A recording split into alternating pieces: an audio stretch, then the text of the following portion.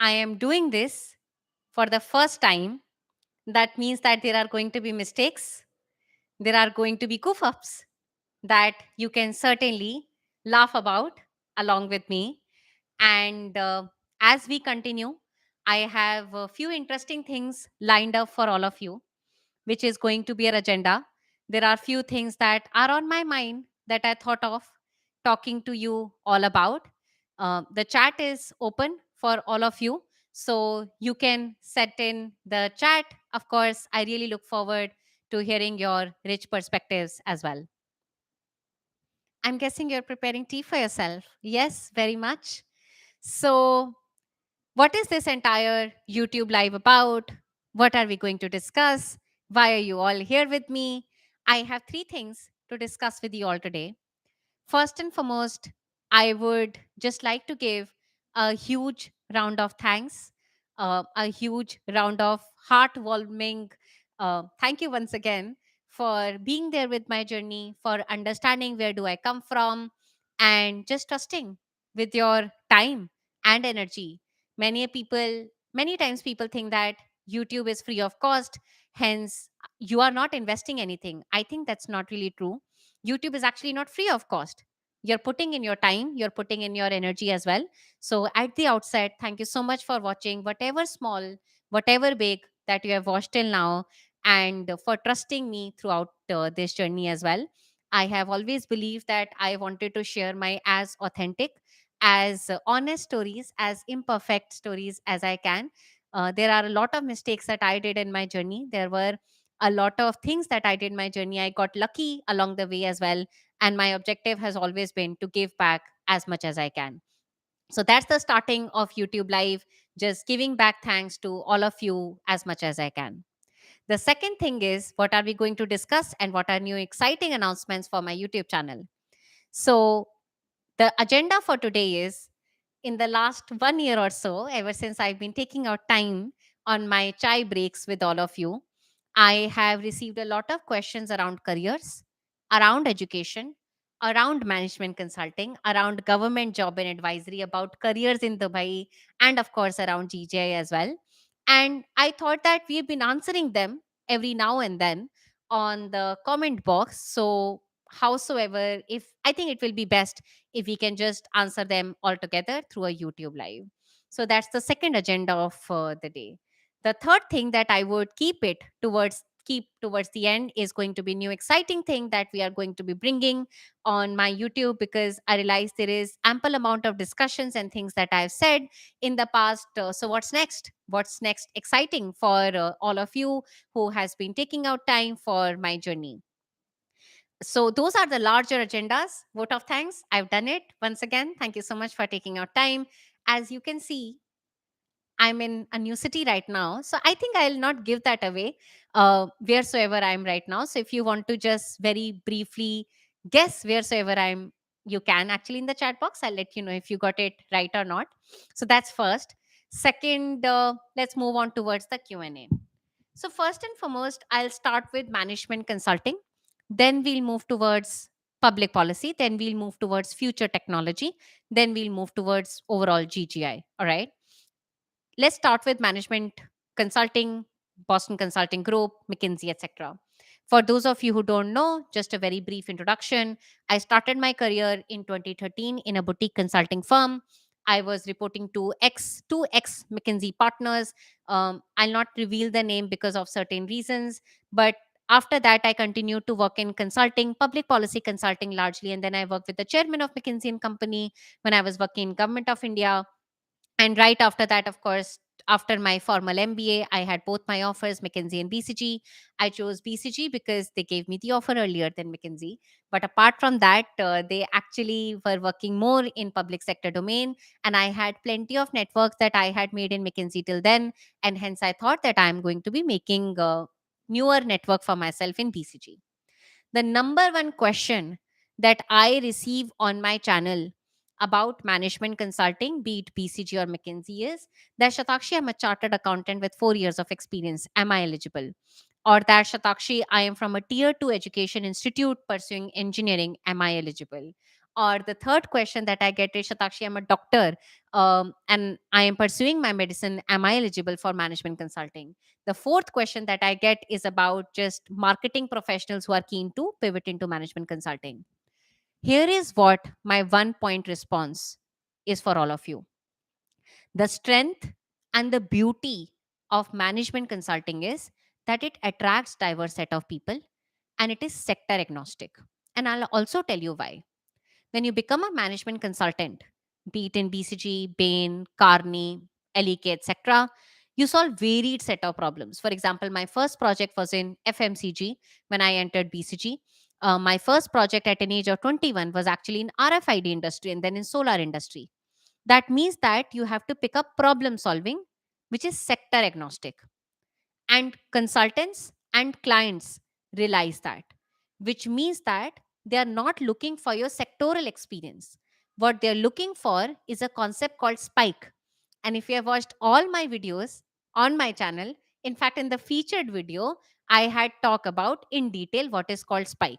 So you can go and check that out, which means that you need a spike on your resume, which means that in a nutshell, you need to be extraordinary in one of the three sections on your resume: extracurricular, academics, or professional experience. All right. You need to be extraordinary compared to your peers, at least for MBB. And it is the bar is relatively down for boutique consulting firms, ZS Associates, etc. But that is what it takes to get into management consulting. And many a times people think from tier two pedigreed background, you can't make it into consulting. That's actually far away from truth. I've met, worked, rubbed shoulders with few of the people who didn't come from IIM Ahmedabads of the world, but coming from tier two academic degrees and yet were able to make their way with some time in McKinsey BCG Bain as well. In fact, in our own GGI fellowship, I know of a story of a person who first joined EY, then Parthanan, and then now she is working in BCG management consulting firm. And mind you, she didn't do her MBA from a tier one academic institute in this country. So the journey is certainly possible. It may take time. It may not be a direct curve. It may be a stepwise curve. So that is my answer. I know it is one global answer that I'm giving to all of you, but that one global answer suffices. There are not separate answers. What I mean to say is you need to have a spike. I, for example, on my ISB campus, and I've said this many a times, didn't have a spike in academics. I had it in professional experiences. I'd worked with the honorable prime minister in this country, had been in important meeting rooms, and was actually nudging public policy for this government as well. And there were very few people, I think handpicked, one or two people in the entire ISB MBA campus who had such rich experiences. And hence, on ISP campus, my experience became my spike. You might be thinking, oh, from ISP, everyone gets into MBB. That's not true. Take a guess how many people on ISP campus actually get into McKinsey, BCG, Bain, and Carney. There are 900 people on ISP campus, 600 in Hyderabad, and 300 in Mohali. Just take a guess in your mind. You might be thinking 500 from 900, 400. The answer is somewhere around 90. Surprising, right? Just 90 people from 900 at ISB, which is a very good number, by the way, from Indian context, get into MBB and Carney at ISB, which means that it's a very competitive ecosystem within ISB itself, within IM itself. All right. So that's my larger answer on if you're eligible for McKinsey, BCG, Bain, the bar keeps on going down as and when you go to MSMEs, as and when you go to startups and boutique consulting firms. The second question that I most often get is about MBAs. Where should you do it? Where should you not? My short answer has always been it depends upon your goals. Many goals today do not require you to do an MBA. For example, if you want to work in Meta, if you want to work in Google, just really question your goals. In today's day and age, and in fact, let me talk to you about the business analyst program at McKinsey. Almost 10 years ago, almost a decade ago, in fact, when I started my career, McKinsey has a BA program. And the BA program, right after undergrad, required every BA from McKinsey to leave the firm after 2 years, do a master's or an MBA, and then come back and join the firm. I repeat, every business analyst For McKinsey, after undergraduate from St. Stephen's IITs of the world, was required to leave the firm after 2 years, do a master's or an MBA, come back and join. That rule has at McKinsey has changed. Similarly, at BCG, there are project leaders and there are principals who are getting that rank without actually acquiring that MBA. So, first thing first, my request to all of you would be that you really question whether you need an MBA for your goal or not. And of course, what should be your goal? I always say that I'm a huge fan of BCG 2 by 2 matrix, which is that on X axis you have impact, on Y axis you have feasibility. Find a career path which is impactful for you, but is also feasible for you in the short term. All right. No point running after a career which is extremely dreamy for you, but you can't achieve it. Imagine what would my career look like if I was just stuck with McKinsey name at an age of 21. I would have never been employed. So do that research, spend time with yourself, and make sure that you are finding a career for yourself, which is not a copy pastable answer from others, but is rather something that you find for yourself as well. And taking a tangent, not right, actually a tangent, but moving it towards the tech roles. Few of you might know that Naman and I have started our second venture after running Global Governance Initiative for 5 years, which is about Alt IIT. I'll not talk about the story of Alt IIT, but I'll very briefly talk about my journey of running Global Governance Initiative. We have been in meeting rooms with CEOs, we have been in meeting rooms with employment partners, and we've been trying to nudge them, and few of them have been nudged. In fact, BCG hired from GGI last year. In fact, there was a partner who hired specially for our social impact practice. In fact, Kotak Education Fund, Tech Mahindra, and many other leading firms are now coming back and hiring. In fact, I'll give an anecdote. One of the leading firms in India hired from our venture and came back and said that, hey, Shatakshi Naman, what are you teaching your students? We are not getting this quality of people and this well trained people even from IIM Bangalore. I'm taking the specific name of the campus because they took a specific name of the campus. I'll not release the name of the person who spoke it, but a very senior leader in a very good quality firm. But what that means is, for example, when we started our journey almost 75, 5 years ago, and now we have 75 plus employment partners in GGI, I've been in meeting rooms when I onboard employers for GGI who hire our GGI MBAs and fellows. And those employers many a time ask me interesting question after I tell them that, hey, we are a edtech venture. And this is what they would say that, okay, you're in edtech campus, where is your campus? And I would be like, I just told you, we are in a tech venture. We don't have a campus. Students do offline networking night with themselves, but we don't have a campus. So you see, the change is really slow. People are not used to hiring people without degrees. People are not used to hiring people from campuses without campuses. But we are able to make that change. It's a slow change. More than 75 plus partners across consulting, policy, and product hire from us. But I realized something in that journey of running GGI along with Naman in the last 5 years, that this system is going to take its own sweet time. Why? Because since last 80 odd years, there has been an entire narrative that consulting, policy, and product roles will go to tier one academic institutes. You think about it. India has 1.25 billion population. Even if one role will open, there are so many people with that pedigreed background. And I know I have as much frustration as you have about it. And I'm the one who is trying to solve it, in fact, at GGI. But getting frustrated with that ecosystem, I realized that the larger answer, interestingly, lies not in consulting, policy, and product. Interestingly, lies in future of tech. Because eventually coding roles will be taken over by AI. AI, chat GPT, OpenAI are as real as it can get. You can hate it, you can love it, but that's the realism of it. It may take some part of your job, but some part of your job will still remain, and you will have to upskill yourself.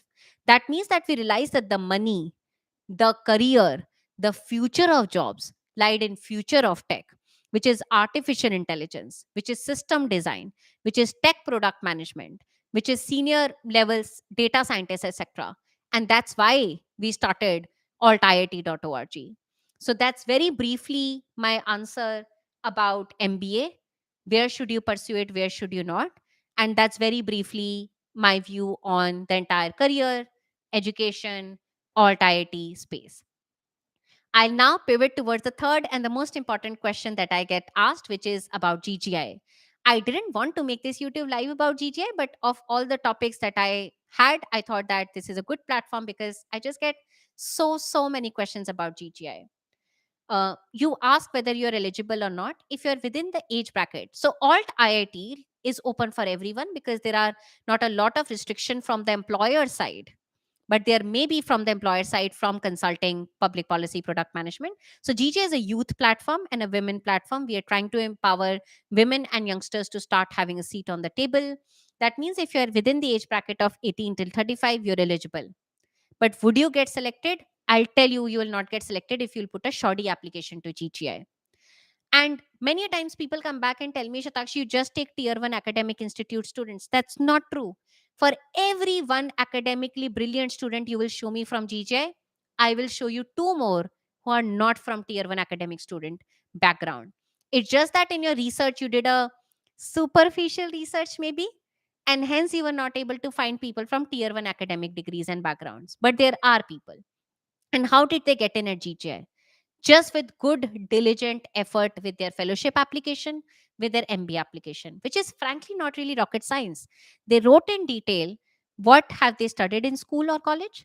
They wrote in detail the impact of their work that they have been trying to do with their internship or work experience. And most importantly, they wrote in detail why should we actually get them on board in GGI. So there was a clear answer. So think about it.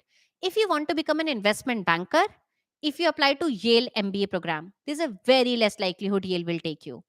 The reason is Yale MBA is not known to become an investment banking feeder school. Similarly, if you want to get into, let's say, digital marketing, and that is what you write in your GJ application that you want to get into digital marketing, then we will not sense a synergy with you because we don't excel in letting people build a career in digital marketing. We at GJ excel for consulting, policy, and product management. That means that at an application level, we don't sense a synergy. Hence, it's not going to work out for you. I genuinely believe there is no rocket science to getting into GGI beyond than just writing good quality application, and you should be good to go. There is another question many times I get on my YouTube channel, Shatakshi, what is GGI all about? I frankly think the answer is on website, but I'll still help you understand that. We are an alternative to international MBA and fellowship platform to help you build a career in consulting, policy, and product management. Of course, we have been recognized by my alma mater, BCG, Poets and Quants, Your Story, and many other leading media newspapers. And we have more than 5,500 alumni across the globe.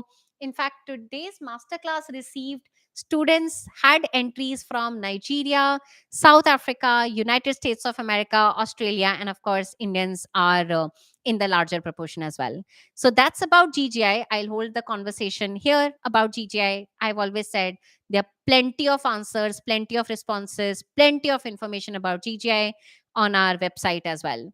So we have covered education, we have covered who's eligible for consulting, we have covered GGI, we have covered who is eligible for alt IIT.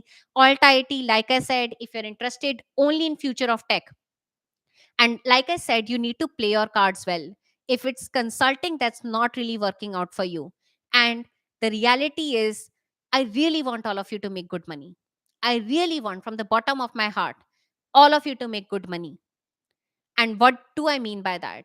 You will be able to make good money for yourself if you play your cards well, which means that in the short term, you fight battles that you can win.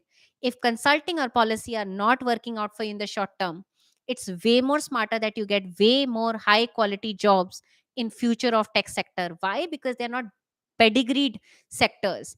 They are skill sector, which is something that I admire even more. All right. So that's my answer for alt IIT as well.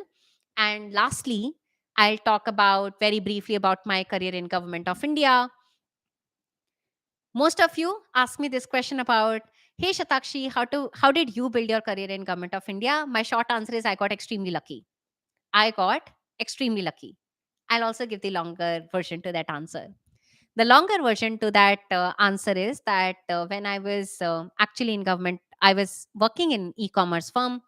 I was 24. I kind of felt frustrated with my job in the sense that There is a very small story. I'll take a tangent and I'll share that story. In my first project with consulting firm, I went to Mithun Kheda. Mithun Kheda is the smallest village in Rai Bareli in Uttar Pradesh. All right. Most of you will know Rai Bareli for its own reasons. We had to actually electrify that entire village with solar power plant. I remember for doing ground research and ground study, I went to that village. I remember talking to almost a 90-year-old lady who was almost at the fag end of her life.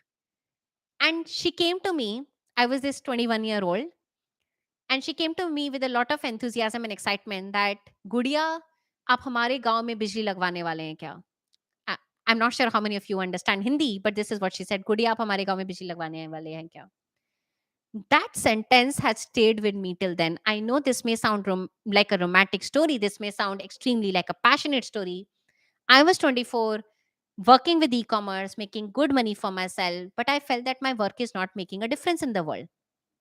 That is when, after 3 days, I got an email from my alma mater, St. Stephen's College, placement cell, that Government of India has reached out to St. Stephen's College and they're looking to hire some alumni in the public policy division. I had no experience in public policy division until then. Most of the people have this misconception that you need policy experience to work in policy.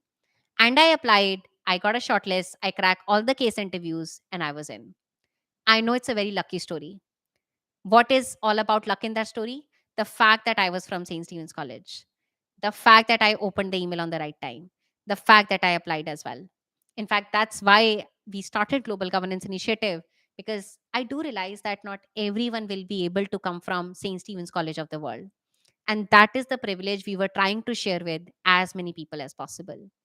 But the short answer to my question, to your question, that all of you have been asking since so many times. In fact, a lot of these answers are already here and there on my YouTube channel in some shape or format. That I got lucky. I saw the email on time and I applied on time. I had bare minimum skill set to crack a case interview, and hence I got in. So I've covered the second last topic that I had planned for all of you in terms of questions. I am seeing that a lot of questions are coming my way, especially from Mohammed Kaif. I think, Mohammed, are you copy pasting all the questions since a long time? But I really hope that I am able to answer a lot of your questions here itself in the YouTube live, and I really look forward to doing more of them. The last question is around entrepreneurship. Why did I enter into entrepreneurship? What was my story? And how is my journey going? Or what are the skill sets needed to actually become an entrepreneur? I would say that I got, once again, really very lucky. Naman and I were friends. Few of you might know. We have been very open about it. Of course, we have been married since last 2 years. Naman and I have known each other since last 8 years or so as well. When I was on ISB campus for my MBA, I very clearly knew that I am just not going to be signing up for a job from my MBA school. I am not going to be signing up for a job from my MBA school. I wanted to do much more than that, which means that 2 days after my BCG offer, Naman and I decided that in the quad, we are going to be starting a startup. Needless to say, back then our strength was in public policy, and hence Global Governance Initiative was started.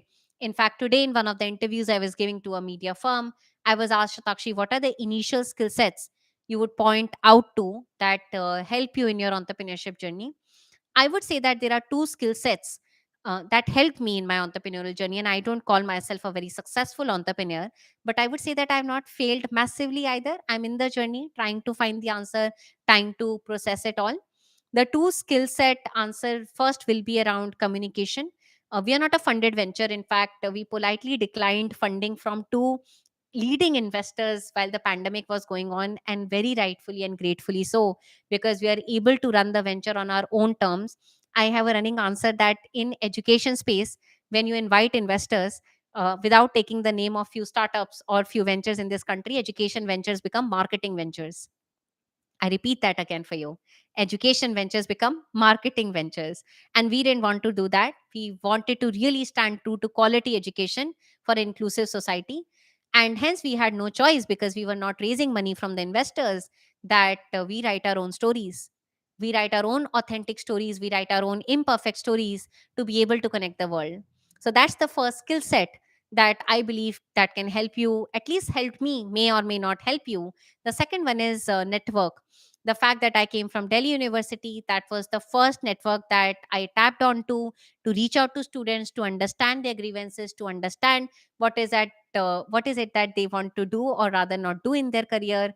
So that's the second thing, going back to your alma mater, going back to the organizations you come from, and taking all the help that you can. Trust me, as an entrepreneur, you want everyone's goodwill, you want everyone's good wishes, and you want all help as you can get. So that's my time largely with all of you. I see a lot of interesting questions still coming my way. I'm going through them. I think largely the theme is still the same. Someone is asking, is AI a threat to management consulting? Fantastic question, which is actually a segue towards the announcement that I had planned for all of you. What is that announcement? I'm starting a new podcast with leading CEOs in governments, business, and society. The podcast will be called The CEO Diary on Shatakshi Show. I've already done it with a very senior leader based out of Boston. In fact, he's been a mentor to me and Naman since a long period of time. And I asked him this question. I already have a running answer, so I'll not give away that answer. Perhaps you can wait out for that pod to come out.